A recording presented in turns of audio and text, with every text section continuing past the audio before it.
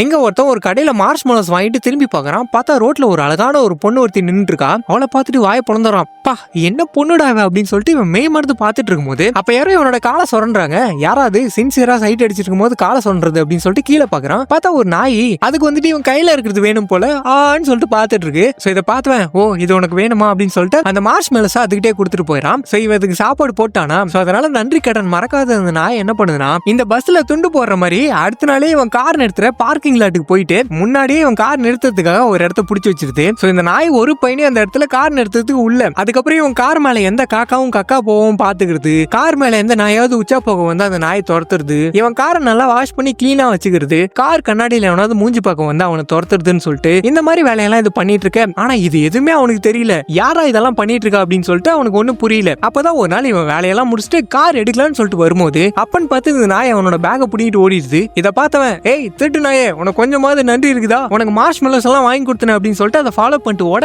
அப்படி அந்த நாய் ஓடி போய் அதுக்கப்புறம் ஒரு இடத்துல நின்னுது. என்னன்னு பார்த்தா அந்த இடத்துல அந்த ரோட்ல பார்த்தா அந்த பொண்ணு அவளோட கார் வந்து பிரேக் டவுன் ஆயிடுச்சு போல இங்க நின்று இருக்கா. இவளை பார்த்ததுமே, இந்த பொண்ணை தானே அன்னைக்கு பார்த்தேன், என் கனவு கண்ணி அப்படின்னு சொல்லிட்டு இவன் பார்த்துட்டு இருக்கும்போது அப்ப அந்த நாய் வந்துட்டு, டேய் இன்னைக்காவது பேசி தொல்லடா பண்ணி அப்படின்னு சொல்லிட்டு குலைக்குது. சோ இதனால அவன் வந்துட்டு, இஃப் யூ டோன்ட் மைண்ட் நான் உங்களை டிராப் பண்ணலாமா அப்படின்னு சொல்லிட்டு இவன் கேட்க, ஷோர் அப்படின்னு சொல்லிட்டு அந்த பொண்ணு சொல்ல அவ்வளவுதான் இவங்க ரெண்டு பேருக்குள்ள பிக்கப் ஆயிடுது. இந்த நாய் வந்து இவங்க ரெண்டு பேர் சேர்த்து வச்சிருது. சோ உங்களுக்கு டாக்ஸ் பிடிக்கும் அப்படின்னா மறக்காம லைக் பண்ணுங்க. அண்ட் உங்களோட டாகோட பேரை மறக்காம கமெண்ட் பண்ணுங்க, பார்த்து தெரிஞ்சுக்கிறேன்.